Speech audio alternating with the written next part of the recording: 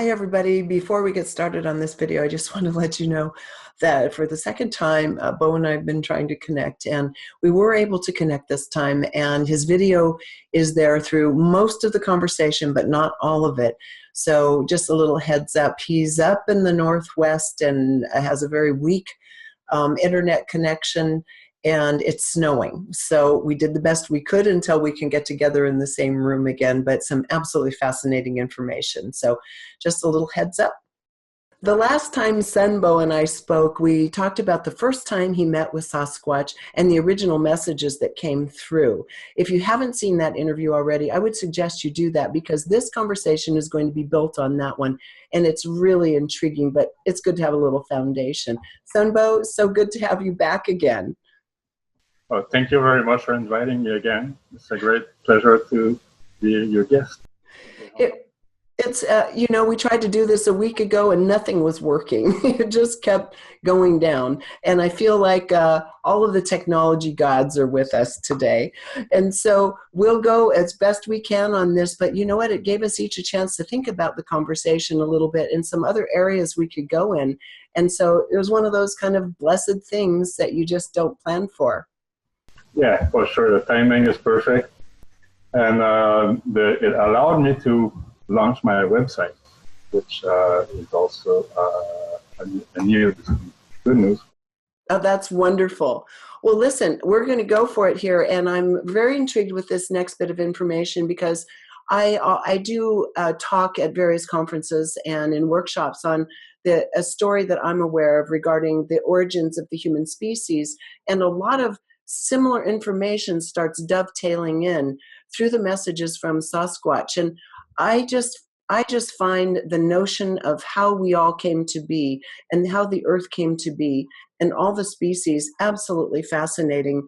And this one, their story, is every bit as rich as the one that I'm aware of, and it gives some other details about the process itself. So with that, we're going to be talking about a lot of hybridization that began from the very beginning, before the earth was even in its physical form. And so this time I would think it might be best to start with the original species that started coming here.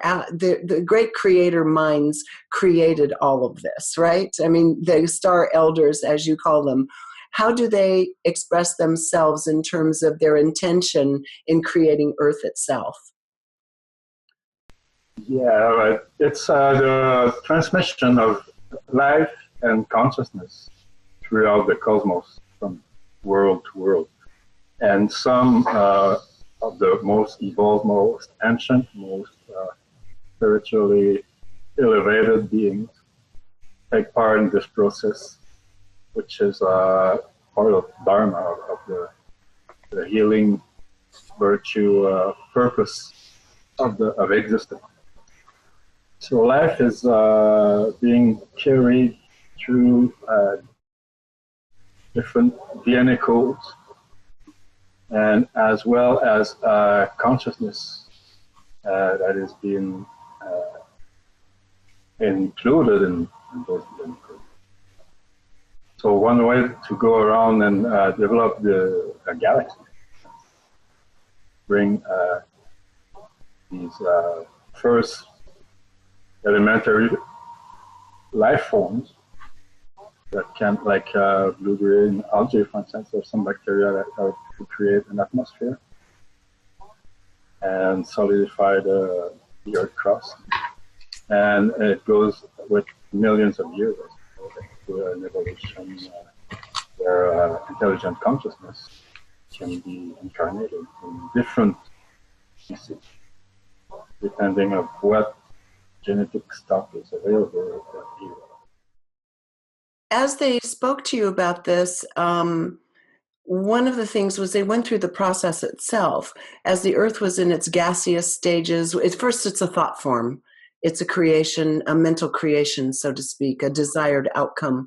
And then going into the gaseous phases, where it's in a much different frequency range, not in the physical range at all, where there are beings, and there were beings that did exist. And this is very similar to the story that was shared with me by the beings I associate with, that beings did exist in these other dimensional fields.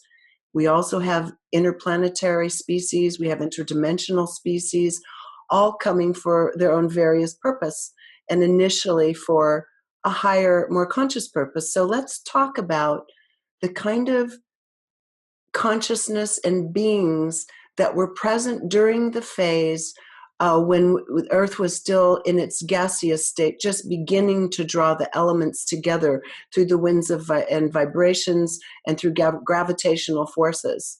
Well, consciousness can manifest in many different ways, not only in physical incarnations.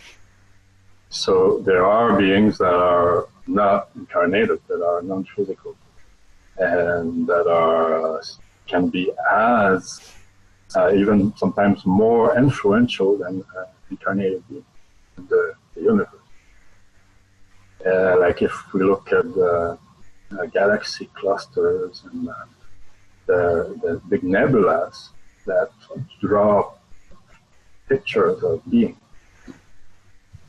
So it's like an entity as intelligence, probably far beyond ours. And those are the first entities that co-created the world before the physical phase started. And so then we're talking about before the merpeople, for example, when we were still in the less dense phase and then moving into the people of the waters, because then we had more of a watery planet at that time before the crust started rising up and the volcanoes and so forth. And there were beings, the first people that were introduced with this consciousness and seated with this consciousness, they said, were the people of the oceans, the merpeople. Can you talk about that and who was involved with the kind of engineering of these people? What different groups of ETs and entities were involved with the development of the people of the oceans? Yeah, the Andromedans were some of the earliest visitors because it's the neighboring galaxy, which is also a little older than ours.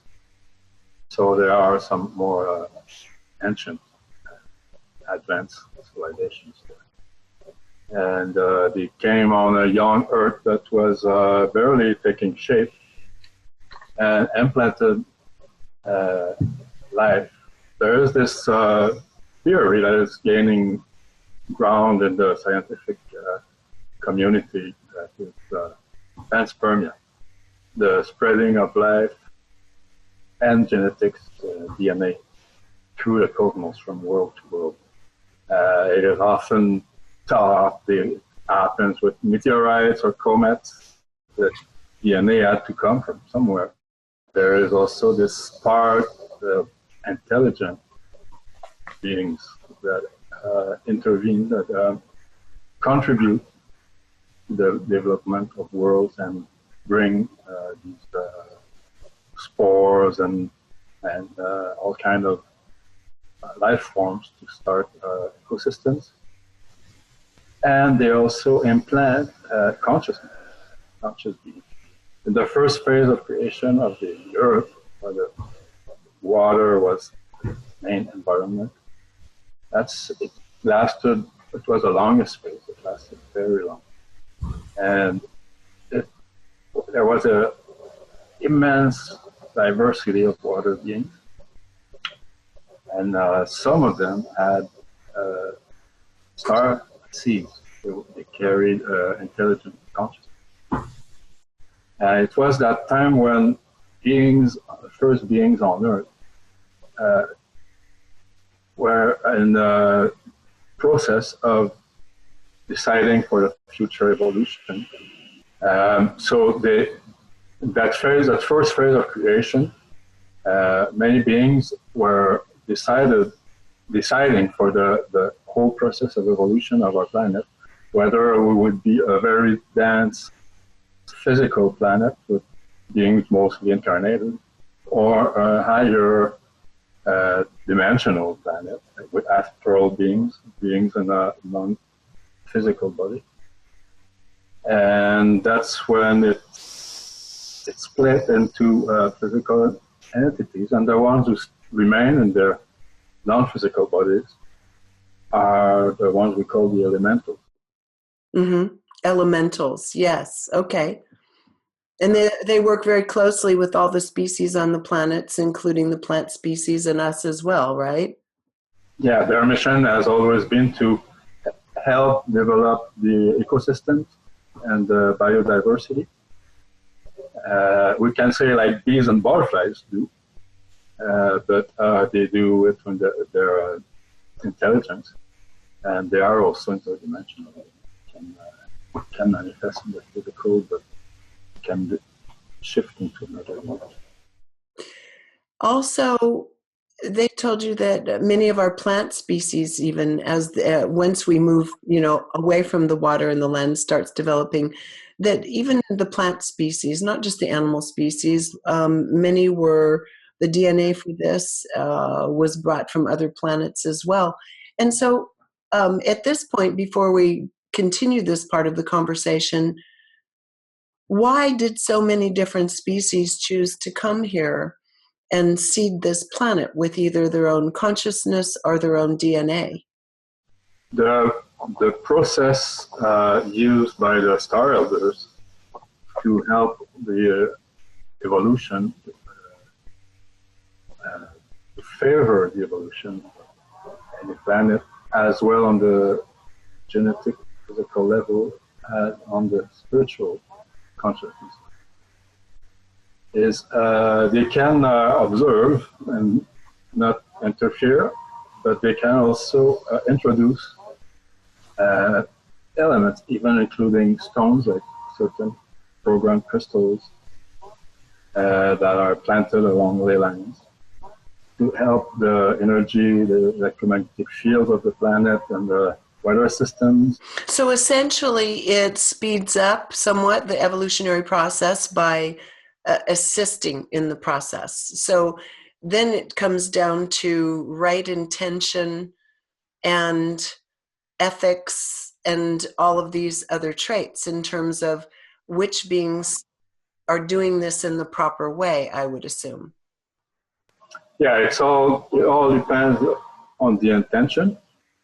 There is a greater cosmic council of star elders that does prevent abuse and chaos and or does everything to maintain balance and promote peace and healing among different species. And they're the ones also helping the evolution of world consciousness, and by bringing as well teaching. Yes.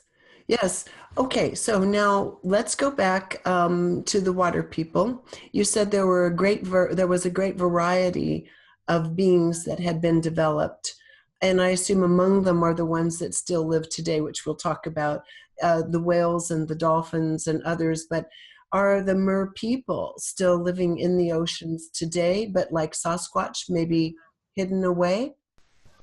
Yeah. There are a wide variety of merpeople, we can say, that are like amphibian humanoids, or not always human-looking, but and there has been findings, there has been photos. I had a sighting once on a very remote lake where the Algonquin people know about those beings, and they had intercourse with them. What did they, Bo? What did the being look like? Okay, the one I saw, it was on a full moon. I was canoeing on the lake, and I saw a big head, about the size of a pumpkin, big pumpkin, with intelligent, shining eyes, like slit eyes, looked like So it was more amphibian looking in that sense. And according to the Algonquin tradition, too, they have palm, hands, and feet, and scales. I saw it for 10 seconds, but the next morning I went with a friend in daytime, and we dove, and about 15 feet under the surface, there was a pyramid in the bottom of the lake. About 15 feet high pyramid with a rectangular passage going. That's fascinating. And was this pyramid associated with these beings? This was their domicile, their technology? Yeah, it's obviously one entrance to their underground, underwater dwellings that are pretty much inaccessible. That's really fascinating. Thanks for sharing that anecdote. I think we'll all find that one interesting. What about what is the position of Sasquatch on the presence of and the consciousness of the whales, for example, the great whales and the dolphins that are plentiful? Well, that are not plentiful anymore, but that live on the planet with us. The Sasquatch talk a lot about telepathy, which is the universal language that all animals and plants use, especially more evolved animals, more developed ability to what we can call the intelligence of the heart or of the soul, because some call it mind speak, but it's not so much mind to mind as soul to soul on a non-physical level. But this non-physical level is also a dimension that has a substance in the reality. Each time we think we have emotions, our outer body or astral body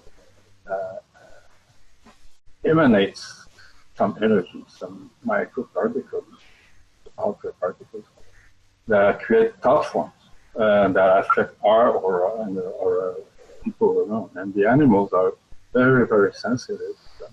They have naturally this ability to feel and communicate. So the whales are very, all the cetaceans are very advanced beings with a bigger brain than humans for their size. And they talk, they have their own developed language. So they can probably be some very good channels to connect it, to learn about the history of the Earth. For those that have the ability to communicate with them, and some people do. We have had messages from dolphins and from whales, the great record keepers on the planet. Before we move on past the watery phase into the phase where the crust of Earth starts rising up and we start having Earth-based bacteria and life forms, is there anything more we need to talk about now regarding the interface of beings high and low with the oceans? Did we have the introduction of any lower realm lords, so to speak, even in the watery phase of Earth? Or did this all come later? Because we're going to get into that as well. Now, all those two influences, evolution and regression, or beneficial and detrimental. They've existed all times throughout the universe. But at that point, a young planet like that has basically not much resources for a materialistic society. It doesn't have many resources for what? I didn't understand. For a materialistic civilization. Oh, yes, of course. Because there's no land, or there's no suitable land to develop any very physical life form civilization. At that point, there's the big karma, we can say, the big issue of a developing young planet is the choices that the souls will take about either staying on higher or lower dimension, which will influence all the rest of the evolution of the planet. Absolutely. So we can say because there weren't a lot of resources to exploit, that we weren't being exploited that early on.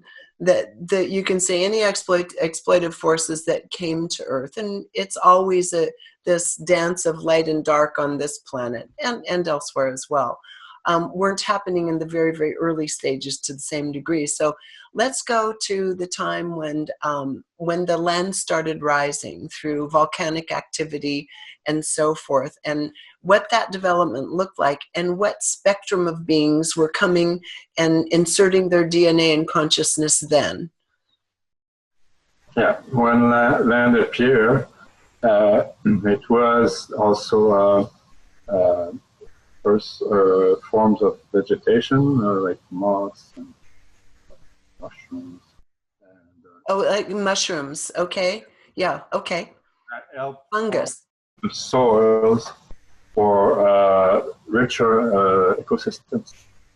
And then the bacteria and all the first arthropods and worms and the earth critters, the little bugs that burrow and that help form and shape the land and that help the life to thrive.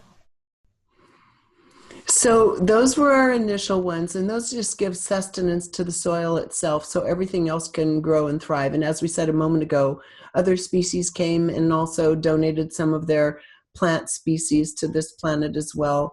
And now we start growing into more sophisticated land creatures. And then we, as I remember in the book, I think the next group that came of prominence in consciousness were what we call the insect or the ant people. Is that correct? And let's talk about them. How did they get here? Do they still live here? Which other species were working with them in a genetic engineering sense for the expansion of our own species here as well? Yeah, it's the insect genetic stock. Well, we say insect, but it's a generality. We again include all the multi-legged beings or the worms that were making the essential of the forms back then on the land. So that's when the settlers saw there was land, there was a place to develop, have a foot on the planet and land, we can say. So they did research and used the most advanced genetic there was back then. There were mostly from, we could say, ants.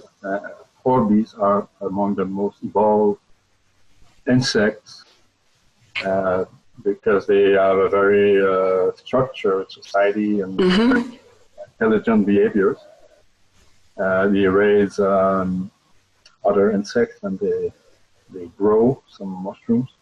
So they were, we can say, agricultural civilization. But this is the ants we know as animals, that their genetics were used with star seeds genetics to create the ant people, or there are many classes of insect people. The ant people were the dominating type. And those people actually are still around and they are still observed by contactees. And they are present in many ancient accounts from Native Americans. Like the Hopi have many stories about the ant people. And what are the characteristics of the ant people in terms of their consciousness and what they are known for, what they contribute or exhibit?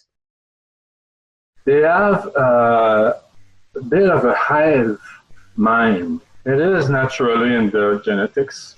The insect people were chosen, whose genetics was chosen to create the intelligent insect people. They were, they had this collective soul, you can say, this hive mentality where they all live for the and die for the good of the community, of the hive, of the next generation. So they have little individuality. And the insect people and ant people over time were, especially the ant people, they lost more and more of their individuality and free choice. Became more, like you can say, to a certain level, remote control. And who would have been controlling them, and for what purpose? Long after the ant people were created, the lizard people, reptile. The lizard, you said the lizard people? So now we're getting into kind of amphibious and reptilian creatures, right? And those beings are also very, very well known in ancient traditions around the world. And that's where we start having stories about taking over the world, because there was already the insect people that were here before. And, but people first started on good intentions, but with time, as their reptile genetics command, we can say, very competitive.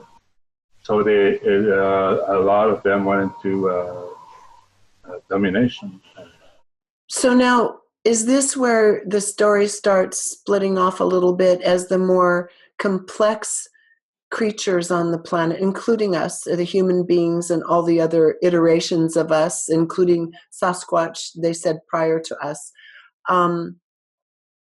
is this where the control of what you call the lower realm lords, so to speak, what they termed as lower realm lords, started coming in, manipulating the more sophisticated species? Is that where that part of the story comes in? And for what purpose, from what Sasquatch told you? Because I think a lot of people say, why? Why were they here, and why were they trying to manipulate people? And you can continue the answer by talking about the fact that they drove Sasquatch and other beings deep into the forests and away from any populated areas. So they had to really work just toward their own survival. So who are these reptilian beings? Where are they from? What were they doing here? And why were they trying to control us and Sasquatch? Yeah, well, there are, we can say, reptoids or beings of reptilian genetics, or just like the insectoids, in many, many parts of the universe. They have developed an entry, great variety of shapes and forms and species and hybrids.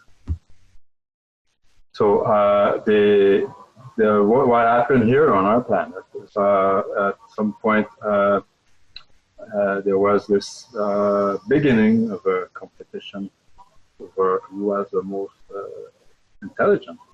We can say us humans have carried on a bit in that tradition, trying to take over all other species, and even some we don't know about, like Sasquatch. So it happened the similar ways many times over and over through the hundreds of millions of years Yes.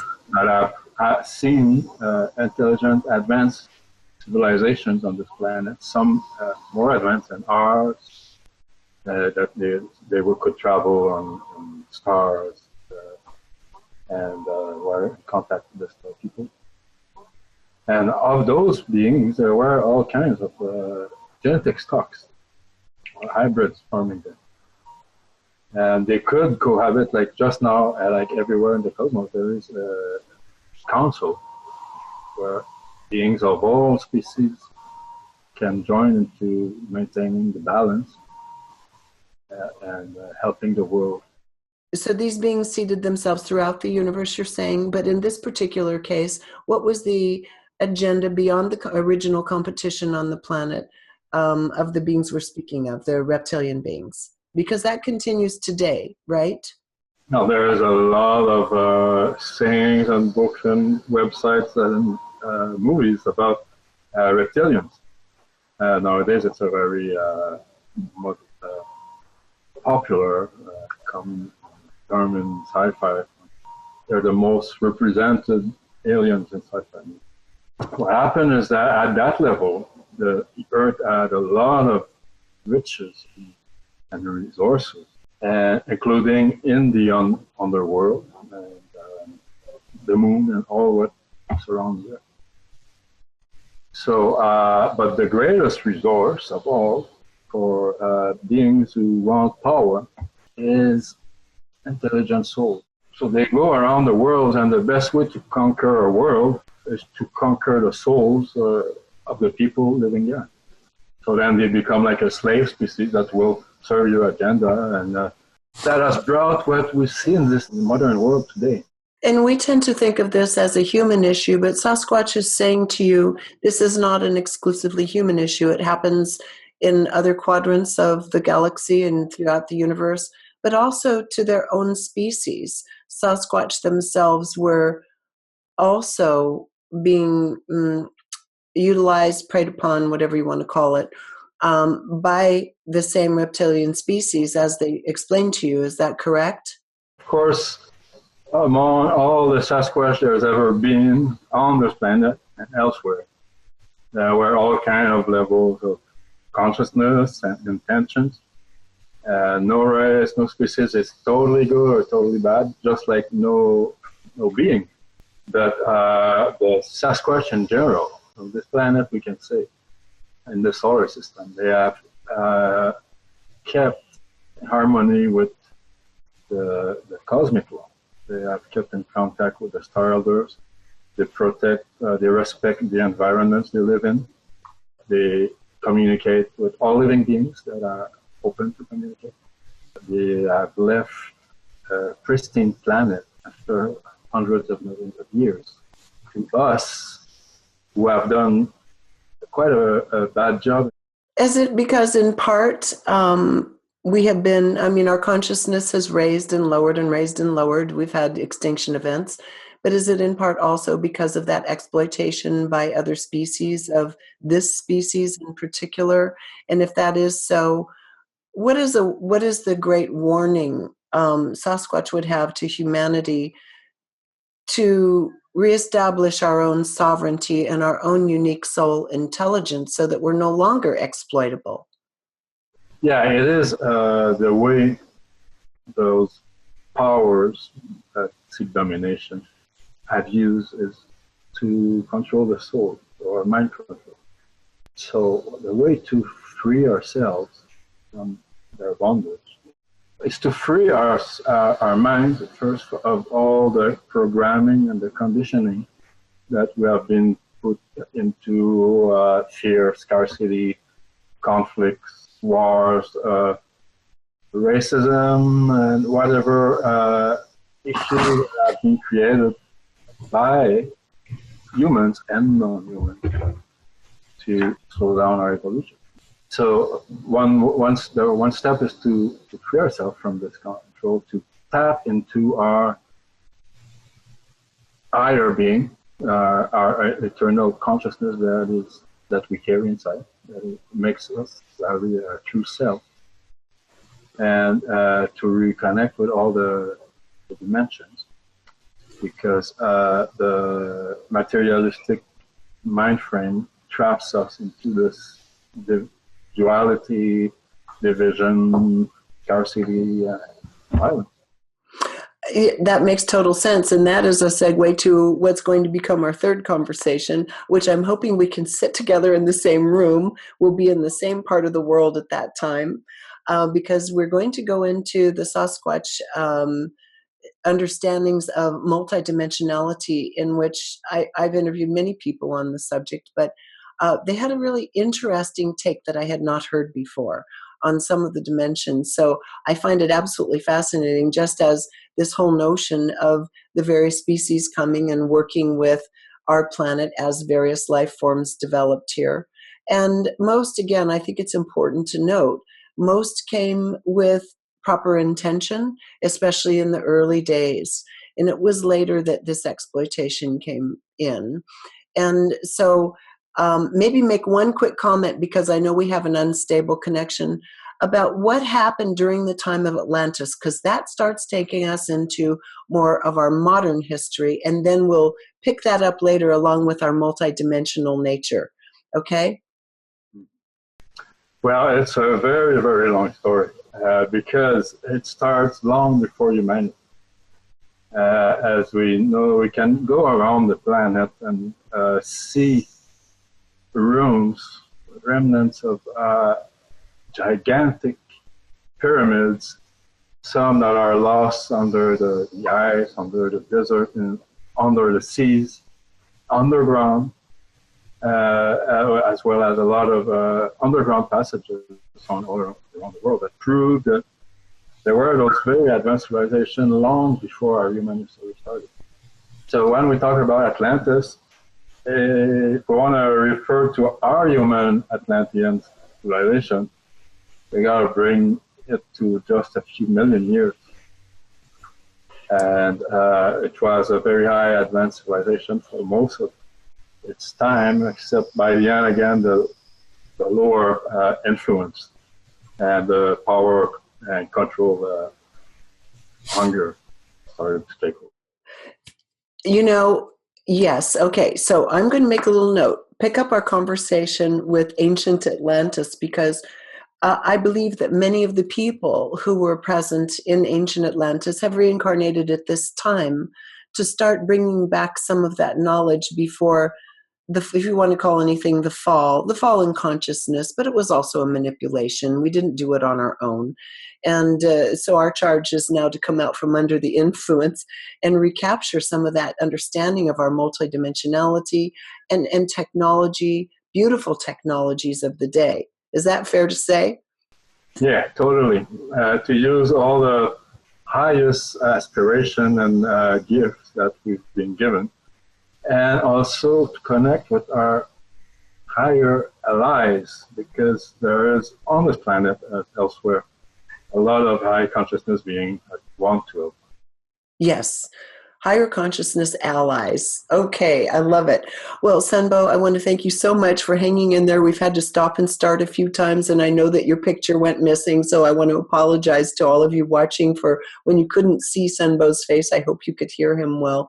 Sunbo, any final words before we sign off? I know you have an event coming up, and you have part 3 of your book coming up as well. So, yeah, well, thank you. I would like to make those 3 little announcements. First, I just launched the scenicsasquatch.com. Scenic, SCENIC, stands for Sasquatch Close Encounter Network for Interspecies Communication. It's to promote a peaceful spiritual approach to interspecies communication, especially with the Sasquatch, and to gather first-hand accounts of witnesses and experiences. And with this website, I first put a promotional video, some parts of the interview you took with me in October, with your kind permission, and some parts of our conference in Chuela, our second conference in last September, which was it's the Psychic Sasquatch Spiritual Retreat. It's happening in Chuela, Northeast Washington State, from August 31st to September 3rd this year, I believe. And we would be really honored to see if you can come.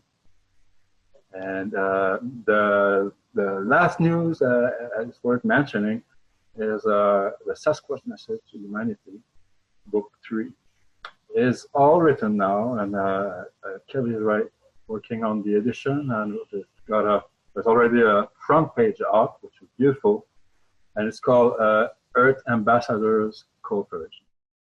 Wonderful. On that note, I'll let you and your internet connection go in just a second here. I just want to thank you again, Sunbo. I look forward to our next conversation. Who knows, it might be this summer in person. We'll get a little camera crew together, if not before, hopefully even before that. I like the gentle way in which you pass this knowledge on to us. So thank you again, Sunbo. And for everybody watching, you can pick up a copy of Sasquatch Message to Humanity on Amazon.com. And that's book 1 and book 2. Book 3 is really interesting because it's a compilation of the stories, the sightings, and the communications from a number, like a dozen different people, not just through Sunbow, where the same messages keep coming through again and again, meaning it's time for the messages. So until next time, thank you for joining us here on reginameredith.com.